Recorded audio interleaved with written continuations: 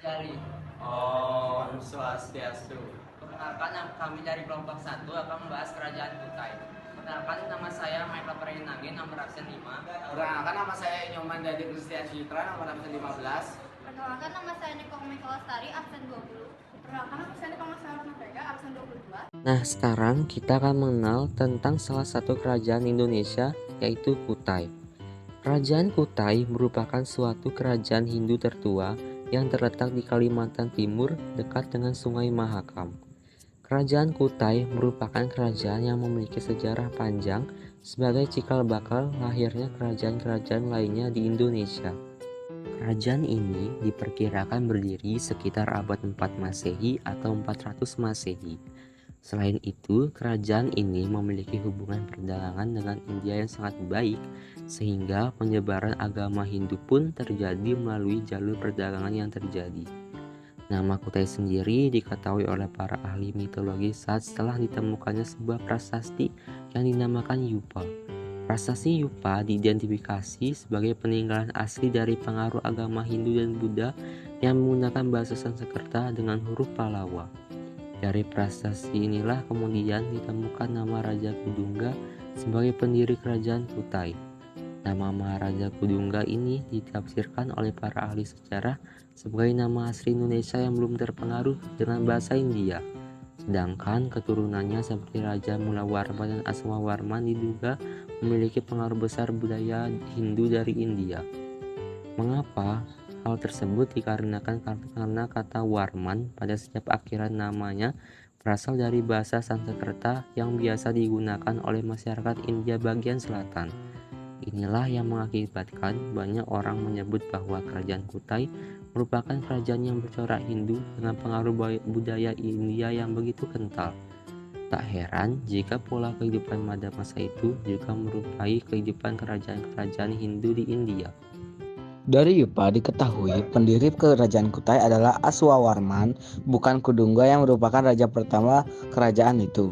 Kudungga diduga merupakan kepala suku daerah setempat yang setelah ia mengenal kebudayaan Hindu India mengubah struktur pemerintahan menjadi kerajaan. Masa kejayaan kerajaan Kutai terjadi pada masa pemerintahan Raja Mulawarman yang memerintah sekitar abad ke-5 Masehi. Mulawarman disebut-sebut sebagai raja yang memiliki budi pekerti baik, kuat, dan pernah mengadakan upacara persembahan 20 ekor lembu untuk kaum Brahmana yang bertempat di Waprakejvara. Kerajaan Kutai Martadipura berakhir pada saat Raja Kutai Martadipura yang bernama Maharaja Dharma Satya meninggal dunia dalam peperangan di tangan Raja Kutai Kartanegara ke-13. Ada raja-raja yang berperan penting pada kerajaan Kutai Martapura. Yang pertama ada Maharaja Kudungga. Selama memimpin kerajaan Kutai Martadipura, Raja Kudungga dikenal arif dan bijaksana pada rakyatnya, namun tegas dan keras terhadap perbuatan tercela para pejabat kerajaan. Kudungga diperkirakan telah mendapatkan pengaruh budaya Hindu dari India, tetapi belum menerapkannya di kerajaan. Sistem pemerintahan yang dijalankan Kudungga pun belum teratur dan sistematis. Meski dikenal sebagai raja pertama sekaligus pendiri kerajaan Kutai, Kudungga tidak dianggap sebagai Wangsakerta atau pendiri dinasti. Nah, yang kedua ada Maharaja Aswawarman. Aswawarman adalah anak Raja Kudungga. Ia juga diketahui sebagai pendiri dinasti kerajaan Kutai, sehingga diberi gelar Wangsakerta, yang artinya pembentuk keluarga. Aswawarman memiliki 3 orang putra, dan salah satunya adalah Mulawarman. Dari Yupa diketahui bahwa pada masa pemerintahan Mulawarman, kerajaan Kutai mengalami masa keemasan. Wilayah kekuasaannya meliputi hampir seluruh wilayah Kalimantan Timur. Rakyat Kutai hidup sejahtera dan makmur. Maharaja Mulawarman. Mulawarman disebut raja yang agung, memiliki budi yang baik, raja yang kuat, dan telah melakukan upacara dengan mengorbankan emas yang sangat banyak. Dia dijuluki sebagai Dewa Matahari oleh masyarakat Kutai karena dia dekat dengan semua golongan masyarakat Kutai, dari yang biasa sampai kaum Brahmana. Kedermawanan Mulawarman juga tercatat dalam sejarah seperti sedekah berupa lampu dan minyak, Kaum Brahmana diberikan hadiah 20.000 ekor sapi untuk kepentingan pemujaan kepada Dewa Siwa di Waprakeswara. Kehidupan ekonomi. Selain pertanian, mereka juga melakukan perdagangan, bahkan diperkirakan sudah terjadi hubungan dagangan dengan bangsa luar. Sebab jika dilihat dari letak geografisnya, kerajaan Kutai berada pada jalur perdagangan antara Cina dan India. Jalur perdagangan internasional dari India melewati Selat Makassar, terus ke Filipina dan sampai di Cina. Dalam pelayarannya, para pedagang diperkirakan singgah terlebih dahulu di Kutai. Oleh sebab itu, Kutai semakin ramai dan rakyat hidup makmur. Kemakmuran Kutai tercermin dari kedermawanan Raja Mulawarman. Dikisahkan ia mengadakan kurban emas dan 20.000 ekor lembu untuk para Brahmana. Kehidupan sosial budaya. Dalam prasasti Yupa tertulis bahwa masyarakat sudah banyak yang menganut agama Hindu, sehingga pola pengaturan kerajaan kepada masyarakat sangat teratur seperti pemerintah kerajaan India. Masyarakat di kerajaan Kutai dapat menerima unsur budaya luar dalam kurung India, namun tetap memelihara dan melestarikan budayanya sendiri. Contohnya, prasasti berbentuk Yupa yang menggunakan huruf Pallava menunjukkan adanya pengaruh dari India Selatan, sedangkan Yupa sendiri merupakan untuk perkembangan dari Menhir, kebudayaan asli nenek moyang bangsa Indonesia zaman Megalitikum. Kehidupan budaya kerajaan Kutai juga sudah maju. Hal ini dibuktikan dengan upacara penghinduan Vriatyastoma di masa Raja Mulawarman.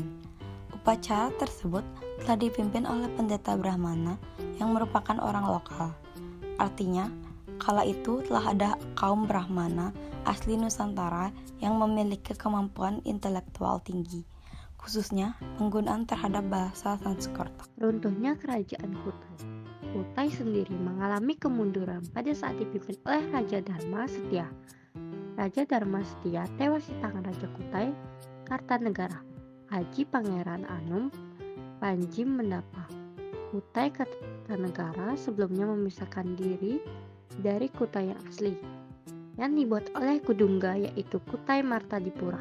Setelah mengalahkan Kutai Martadipura, kerajaan Kutai Kartanegara berubah menjadi kerajaan Islam sebagai Kesultanan Kutai Kartanegara pada 1735.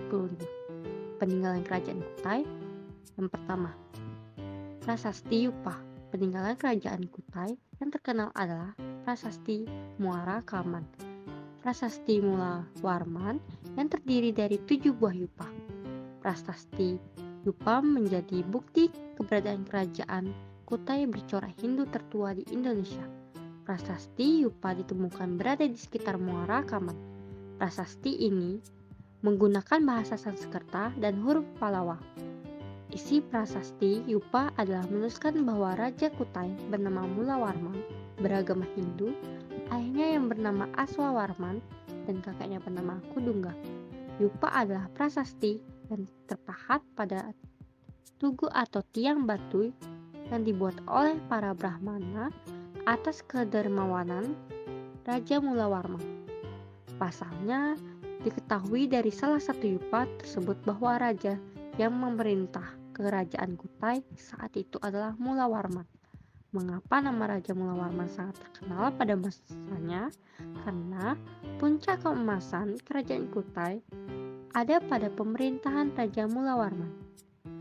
Tujuan dibuatnya prasasti Yupa yaitu untuk mengingat kedermawan Raja Mulawarman, karena kedermawanannya menyedekahkan 20.000 ekor sapi kepada kaum Brahmana untuk para dewa. Yang kedua, Arca. Peninggalan kerajaan Kutai yang terkenal lainnya yaitu Arca-Arca. Disebutkan bahwa ditemukan satu arca bulus, 12 arca batu yang ditemukan di sekitar Gua Gunung Gombeng, dan arca Buddha yang terbuat dari perunggu. Yang ketiga, kalung ucal. Peninggalan dari Kutai Martadipura yakni berupa kalung ucal digunakan oleh Sultan Kutai Kartanegara. Setelah kerajaan Kutai Martadipura berhasil ditaklukkan dan dipersatukan dengan kerajaan Kutai Kartanegara.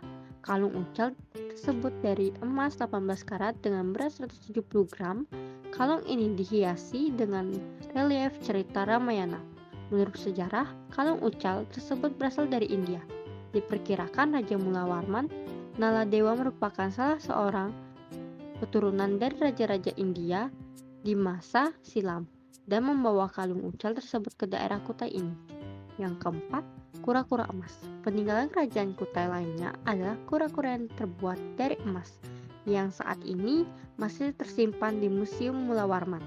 Kura-kura emas ditemukan di area Long Lalang, hulu sungai Mahakam, dan ukurannya sebesar kepala tangan. Menurut sejarahnya, kura-kura emas ini merupakan benda persembahan dari kerajaan Cina untuk Aji Bidara Putih, salah satu putri Raja Kutai. Itu tadi peninggalan kerajaan Kutai yang menjadi bukti sejarah eksistensi kerajaan bercorak Hindu di Indonesia. Salah satu peninggalan Kutai ditunjukkan pada prasasti Yupa yang terdiri dari 7 gua.